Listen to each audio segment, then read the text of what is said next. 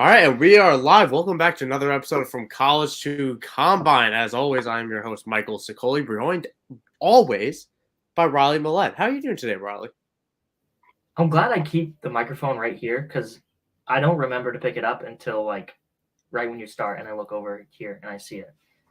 So good on me. People don't know this because obviously they weren't here before the show went live, but you got a lot of Boston. I just realized you're wearing a Boston Bruins shirt. You just put Larry Legend 5 seconds ago on your table. You got the Celtics obviously playing in Game 6. How I mean, this is a football show, of course, but I for one am thinking that this Celtics series is ending on Game 6. Oh, I don't know. Yeah, Should I call it the Warrior? I should probably call it the Warrior series. I don't know, man. I'll just leave it at go Celtics. Okay, well, we can leave it at that because we have much more important stuff to get into than the Celtics' long shot hopes at a title. So we can talk about this week's show. Again, welcome in. Yeah, I don't know. I'm feeling a little bit off right now, but we're going to be talking about Superflex leagues later today, later in the show. It's going to be amazing because that is a format that a lot of people don't know what to do. It's something where I think everyone has a different approach to it, and ultimately afterwards, everyone ends up feeling. I feel like everyone leaves their draft feeling good about their teams, except for in Superflex leagues, because the prices of trades and figuring out, and all of a sudden you realize you have a gap here. It's a very different format, and we're going to talk about that later. Before we do that, I do want to quickly shout out for frequency's sake. That is where you're watching right now because we are live. Definitely worth subscribing there on YouTube if you're watching there. Follow on Twitter, Facebook, everything there. And of course, IDP, guys, that is where I am putting out a lot of my content. I put out a weekly newsletter, came out this morning, saying how I was just expecting Minka Fitzpatrick to get a deal done, and that deal got done 3 hours later. But we'll talk about that right now. And again, follow IDP guys everywhere. Great group of people over there. Well worth being a subscriber. But we'll hop into the news. Let's start away from Pittsburgh. We're going to start with something that probably is the juiciest headline of the week because people have been speculating, and it's June. June is literally the best month or the worst month for speculating. I think it's the worst. But Washington, Ron Rivera came out and said that they are not trading Terry McLaurin.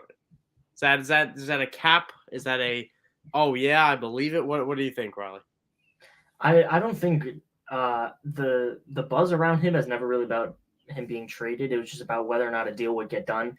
And since he's on a contract year, the feeling was kind of that they were either going to extend him or let him play out his final year in Washington and then be a free agent, which has kind of been the case with a lot of star wide receivers. Is they're okay with hitting the open market instead of signing huge extensions with their original team. So I didn't think he was going to get traded before this. I still don't. I do believe this report.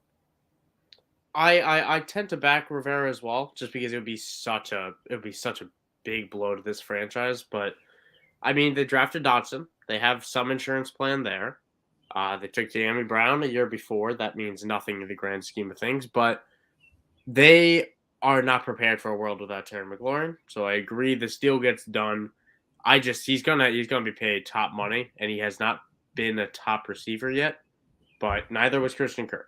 So I think Terry McLaurin he's a fantastic player. I think the deal gets done. He stays in Washington.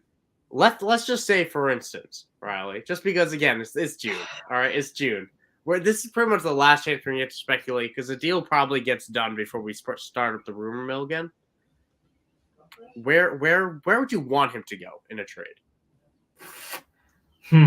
What team needs a wide receiver badly? Because I have somewhere in my head right now, but I'll let you go first. I'm gonna say the Ravens potentially. It's an interesting spot. Ew, no. Yeah.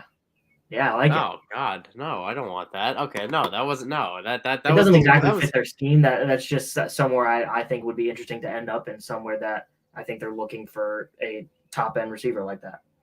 Yeah, no, it makes sense. I just don't like hearing that as both a Steelers fan and a Terry McLaurin fan because that run heavy system. But I think I'd love to see him in Chicago.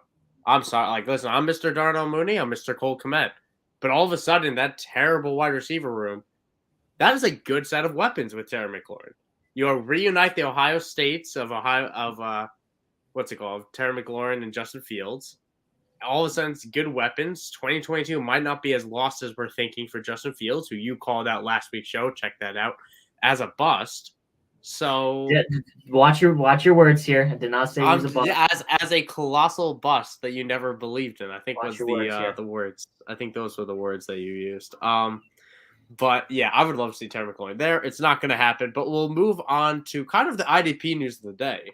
And it was kind of overshadowed Minka's, because Minka getting contracted is something, but Kari Willis, strong safety for the Colts, retired, which 26 years old. Nobody really saw it coming. He retired to pursue ministry.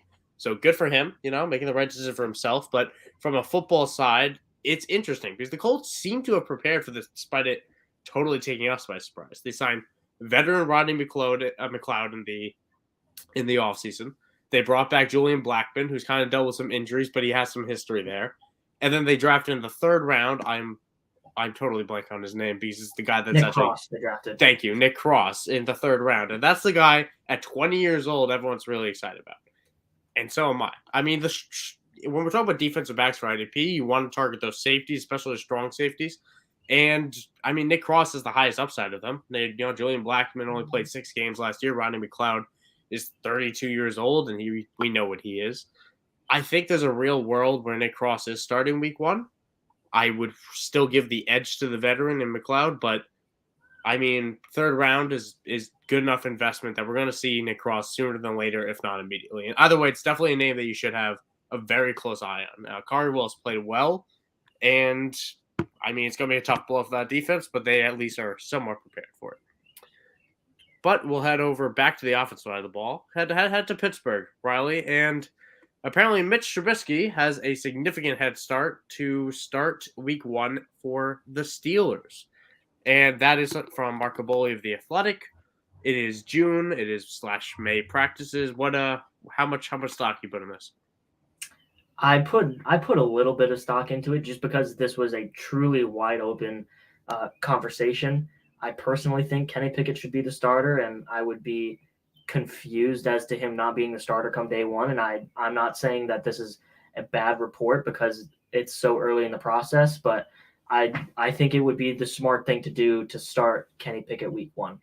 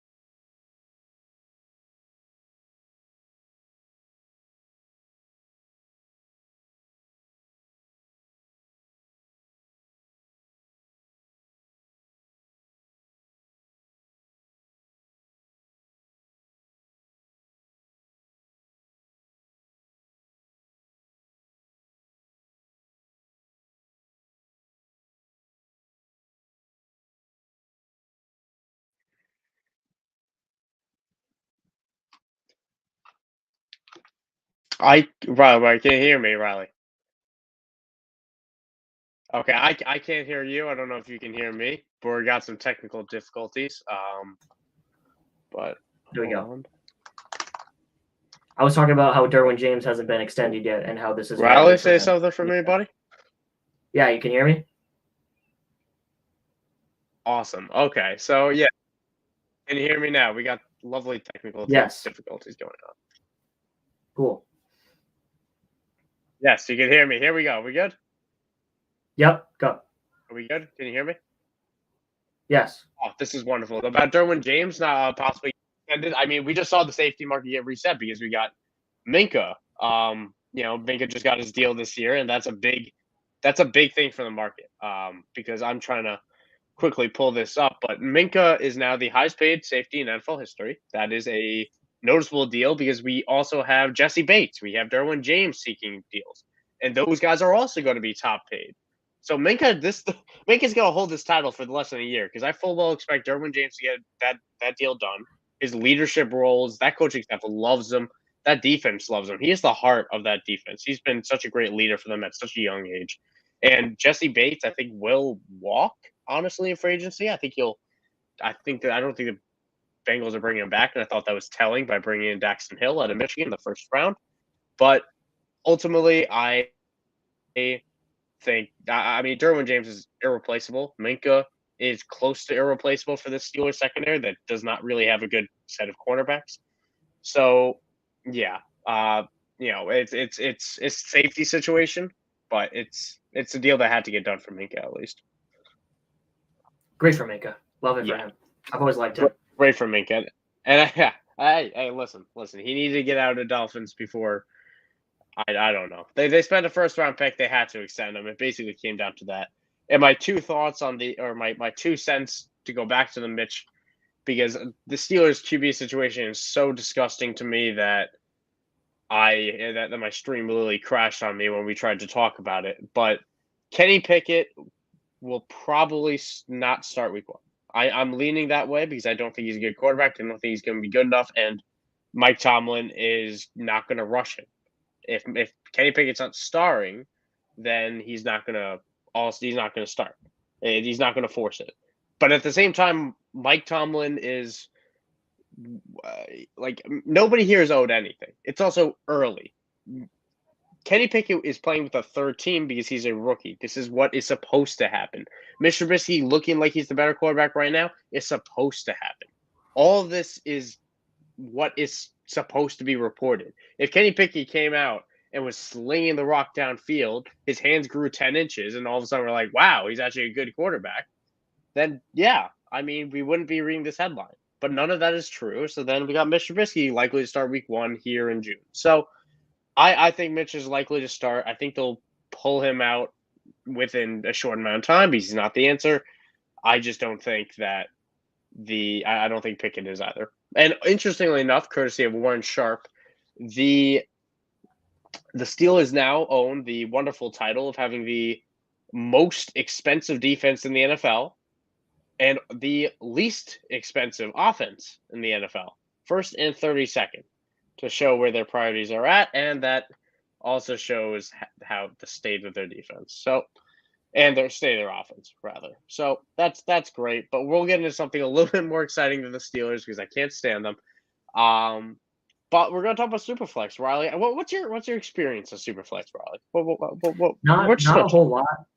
I think the most important thing that I've learned doing Superflex is that picks are so much more valuable than I ever thought they would be, because a lot of what I've done with Dynasty is single quarterback. So you would seek after the first. The seconds were kind of a nice piece that you would have in a trade that might swing the decision one way or another. Thirds and fourths are kind of afterthoughts, and that's not really the case in Superflex. Is that first round picks are super important. Second round picks are also really, really good to have.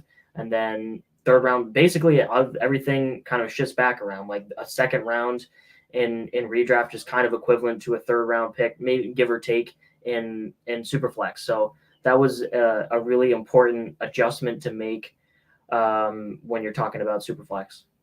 And not just those rookie picks, right? But those startup picks. Like if we are talking Dynasty, or even if we're talking redraft and you're eligible to trade those picks hold more value in that draft.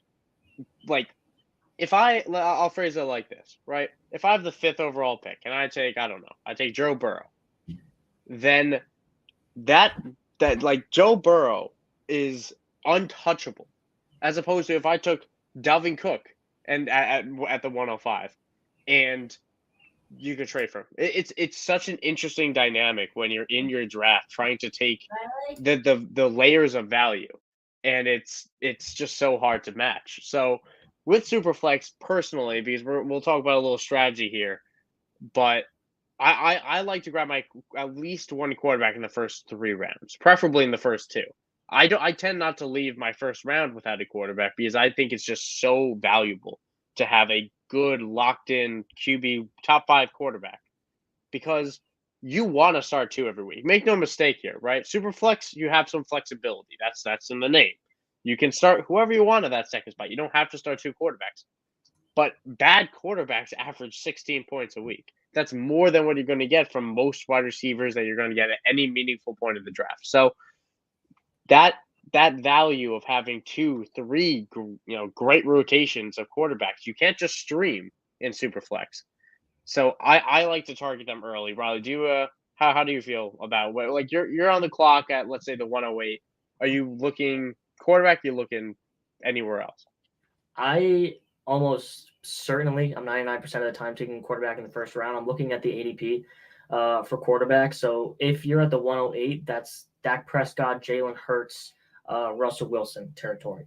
Which, if you ask me if I'd rather have like Dak or Jalen Hurts over a top tier position player like Jonathan Taylor, I mean it's a conversation, but I will probably be going Dak Prescott there every time. And if we're talking about the way back of the first round, Matthew Stafford, Trey Lance territory, then maybe I'll look at the Jonathan Taylors and the Justin Jeffersons. But even still, like I think it's one of the situations where I say in my head now that the smart thing to do would be to take Justin Jefferson. But when I'm on the clock and that pick really matters, I think I'll take the quarterback. Yeah, I mean, the easy way to phrase it is this, right? There were, let's see, let's count this. There were about, I clicked a bunch too many times, but there's about 2, 4, 6, 8. There was about 12 quarterbacks last year, maybe a little bit more than that averaged 20 points a game or more. 20 points a game. If you got that out of a positional player, that's Jonathan Taylor, that's Cooper Kupp. Those are the greats of those positions, and you get 12 of them. The quarterback and having 2 of those guys is such a difference maker. Having 2 Jonathan Taylors and having 2 Cooper Kupps basically as your quarterback in Superflex. And the most important thing I want to bring up is that you can't get these guys after the draft.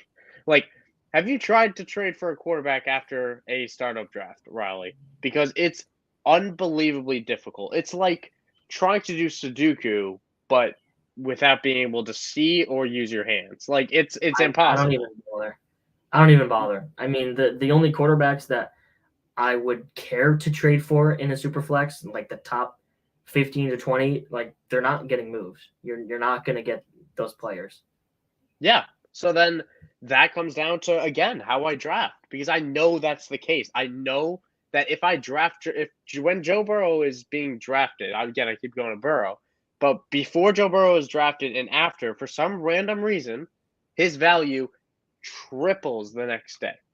It is impossible to get that player. So therefore I draft to get them because I don't want to rely on my magical trade skills because it doesn't work in Superflex with quarterbacks. It doesn't work as much. And then likewise, I'm still going to take the value at receivers and other players. Like once I get my one quarterback, I'm not afraid to either double dip at quarterback if the right name comes around, or then load up on my positional ones. Once I get my first quarterback in those first 1 to 2 rounds, I'm trying to then just get value. And I think that's where some people differ because some people have a locked-in mentality of, I want my 2 quarterbacks and then I'll figure it out, or I'll take my quarterback and then I'll just punt it till the end. Superflex, I truly do stay water. And honestly, we're going to pull up in a second a Dynasty Startup that I did with a few other fancy analysts in the Creator League. If you guys follow me, you'll see that I'm tweeting about that constantly. Definitely check them out. I'll pull it up right now, Riley. How about that? Are you excited, Riley? I feel like you're Yeah. Oh my god. See, that's why I'm just looking for energy, you know? Oh, at the end of the day, I'm just looking for energy with you. And I feel like, as a shorter guy, you can provide it. But I'll pull it up right now. Let's see how's that looking. That's wonderful. Okay. Riley, what this was a Dynasty Startup we did not too long ago. I did not too long ago. This is 12 teams, half point premium at tight end, which didn't really sway too many people. I think ultimately these names would have went around where they would have if not for that setting. But I'm curious on what your immediate takeaways on looking at this is, because you obviously the first thing you have to notice is 6 quarterbacks in the first 7 picks, and to me that makes perfect sense. Yeah, the first thing that jumped out to me was Kyle Pitts being drafted at the 110, which go for it, get your guy. The second thing that stuck out to me was DeAndre Swift being drafted as the RB3, which is also a get your guy move. I don't hate it at all. I don't hate any of that, to be honest. The RB3 is such an interesting discussion in Dynasty because you could give almost any name. I would take McCaffrey, Javonte, and Eckler all over DeAndre Swift right now. But I would not take Eckler over Swift personally. I think Swift is very close to being this year's Eckler, but that's a conversation for next week. But yeah, like I was talking about, once you get towards the back end, like even the position players went earlier in this draft than I would be taking them myself, which is how it works. I mean, if you are if you're about taking the position player, you're gonna have to take them early. But I really don't have too much of a problem with any of this. I mean, other than, let's see, Jalen Waddle got drafted super high. Yeah, and something I'll bring up here though is that even if you don't get your quarterback the first 2 rounds, which I do strongly recommend, especially in Dynasty, in redraft you have a little bit more flexibility. In a Dynasty example, like I have pulled up here, you definitely want to get your guy early. But even if you don't, you can still get your second quarterback. And again, especially in a redraft, you can still get your second quarterback later. Like, this is Dynasty, so again, everything is pushed up. But Kirk Cousins in the 6th round is a unbelievable value I kept on trying to trade up for. And he will still go in the 8th, 9th round, give or take, 6, maybe a little bit, or maybe we're still around that 6 range. But you'll still get Kirk Cousins not at that first, second, third round investment in your redraft leagues. And Kirk Cousins is a very capable QB1, let alone QB2. So you can still find options later. The same goes for Matt Ryan. The same goes for Carson Wentz, even, assuming Terry McLaurin's 6th round. I think there are names that you can find your QB2 in your Superflex leagues a little bit later than you think. I still try to get my guy in the first 3 rounds, but that second one, I'm willing to take my positional value when we're talking redraft for sure. I'm looking at like if you were on the clock at the 210 and you're looking between Matthew Stafford and Stephon Diggs, like who would you take there? Let's say like Stephon Diggs / Devontae Adams and Debo and AJ Brown, that tier, or a Matthew Stafford, Derek Carr. See, and that's where I take Matt Stafford, to be honest. I do. A guy who was a unbelievably great fantasy quarterback last year, a guy that can still even improve on what he did last year, in my opinion. He can still do better. Now he has Allen Robinson. He lost Robert Woods. He got Odell in the back quarter of the year. There's I like Matt Stafford, and Matt Stafford holds more value in the Superflex league than Stephon Diggs. So I'm fine taking Matt Stafford there, despite the age or whatever would go there, and I'd be fine doubling up at quarterback as well.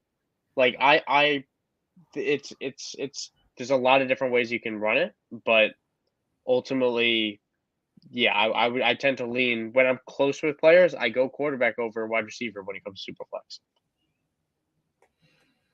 Alvin Kamara keeps sliding in drafts, man. It's so crazy. Slid so far here, and I don't blame anyone because you got the suspension looming, and I full well expect that to happen. We forgot to mention in the news, actually, but David Johnson did work out with the Saints this week. He has not been signed, but he did work out with them. So it's something there. I mean, I think Alvin Kamara is getting suspended for at least 4 games, probably 4 games. Which I don't think there's a single Saints player that I want to roster this season, honestly, as opposed, check out last week's show. I talked about how I think Michael Thomas is a bust. I don't think James Winston's the answer. I love Chris Olave, but I don't think it's going to happen this year. And those backup running backs are disgusting and not in the fun way. Again, we are taking a total detour from our open conversation about Superflex, but a backfield of Mark Ingram, Abram Smith, David Johnson, Devine Ozigbo is terrible. Those guys will not have fantasy value, and I'm not willing to invest anything in them. Just to throw that PSA out there. But yeah, I bring up this example of the league just because this happened 3 weeks ago, maybe 2 weeks ago. So there's a fairly recent example of where the Superflex landscape is, at least for Dynasty. But yeah, any final Mac thoughts on Jones it, or Ryan? Zach Wilson? Mac Who'd you Jones, take? sorry, what? Mac Jones or Zach Wilson? See, I would have taken Zach Wilson, and I've been attacked by my Jet friends of late because I tweeted about how bad Zach Wilson was doing, and then the last couple of days he's actually played it well, and I didn't tweet about that. So I offer zero apologies for that because he has to put together multiple days for me to care. And he put together multiple bad ones, so I tweeted about it. But ultimately, I would take Zach Wilson because I think he just has a higher ceiling. It's really tough for guys like Mac Jones to have fantasy value, but in Superflex, when QB2s actually matter, I would give a closer eye to Mac Jones. Ultimately, it didn't fall that way. Did they go right off? Yeah, they went right before me, so it was either Mariota, or wait, I'm looking at the wrong name, aren't I? Mac Jones went way too early for me to even consider him, and same with Zach Wilson. To be honest, I wasn't looking at either of them, but that's the example I bring up though when it comes to Superflex, right? Where I got my 2 quarterbacks in the first 3 rounds, and then I punted the position.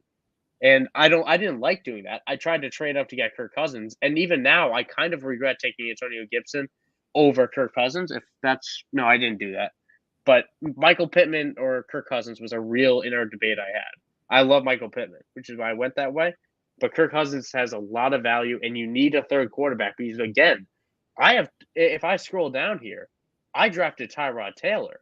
You see, it's Kyle Trask got drafted. Taylor Heineke got drafted, who came out today and said that it's Carson Wentz's job. There is nothing on the wire for a quarterback. So you have to get your guys in your draft, and that will apply pretty closely to redraft as well. You're going to want to get the guys that you want to start. You can't rely on streaming. So be aggressive with it is kind of my tip for that. Cam Newton got drafted. And that's what I'm talking about. Andy Dalton got drafted. Bailey Zapp got drafted. Bailey Zapp, the best football player ever. Yeah, he'll start in New England, so I actually like that pick. But I was about to pull the trigger on Tyler Huntley, and then it was he got taken right before me. But I got Paris Campbell, so I was happy about that. Every week, dude. Every week I will find a way to fit Paris Campbell in the show because unfortunately, I don't know if you know this, it's very important to talk about breakouts. That's all I'm talking about. So next year when he goes 30 for 301 on a 16-game schedule, I'm going to bring it up every single week. That's fair. I'm gonna bring up his donkeys waffles over here in this comment of Kenyan Drake over Mac Jones, nice. And I kind of support it. I just want to bring that up because Mac Jones is not that good of a quarterback, and it will take a good 3 to 5 years for the NFL to realize it, and it's going to be fantastic. Yeah. When did Kenyan Drake get drafted here? I don't know off the top of my head. He could play a little game of let's see. I can't imagine he was much higher than that, but Kenyan Drake, it's the what's it called? I don't know if you call it that piece of news. We're transitioning to the end of the show. This week has been a total mess. I'm gonna look for it, Riley. I want to bring up something first. Because again, I'm going to jump to something we should have had in the news segment, but the Raiders apparently are looking towards more of a committee than the bell cow Josh Jacobs we've seen of years past. That would fit with Josh McDaniels and the Patriots offense we've seen be run. I'm curious on what stock you put in that because I won't lie. I sense an offer for Kenyan Drake after reading a headline like that. I think it makes a lot of sense. I mean, as we've seen running backs as talented / more productive as Josh Jacobs in the New England system, and they haven't commanded an entire workload. And, as we've said for many years, the Patriots backfield has just been a mess that no one wants to try to decipher. And even though it's been Josh Jacobs' job for 3 years now, and even though he hasn't, lived up to the status of his first round draft capital, he's still been a fine running back, and he hasn't been super efficient throughout his career, and he hasn't excelled as a pass catcher. He hasn't been used as one, but it's not. They have weapons. They have a very capable backup in Kenyan Drake, and I've been kind of wanting to avoid Josh Jacobs for a while now, and this definitely makes me sour on him. So yes, I do put maybe too much stock in that. Well, what also spurred that report was it wasn't even Kenyan Drake as much as it was Zamir White, the 4th-round rookie they took out of Georgia, who I think, if I remember right, both of us liked Zamir White out of the draft. And yep. it's he wasn't someone that, I wanted to love him, but I couldn't totally push all the chips on him, more of a Tyler Algier type of guy. But ultimately, that was kind of what spurred the report, was that Josh McDaniels is in love with Zamir White. And, new coach coming in, Josh Jacobs is old regime. Kenyan Drake was an old regime signing. Or either way, he's not Josh McDaniels signing. Zamir White was his draft pick in a way, if I'm sure he had to say on day 3. So I do put stock into it. I don't know if we can lock Josh Jacobs in for the workload that we normally do. Ultimately, I think the offense is going to be much improved, and that might offset it. Of just Josh Jacobs should get the goal line work, but Zamir White is also huge. So the AFC West is going to be so much fun this year. We don't deserve the AFC West. It's awesome.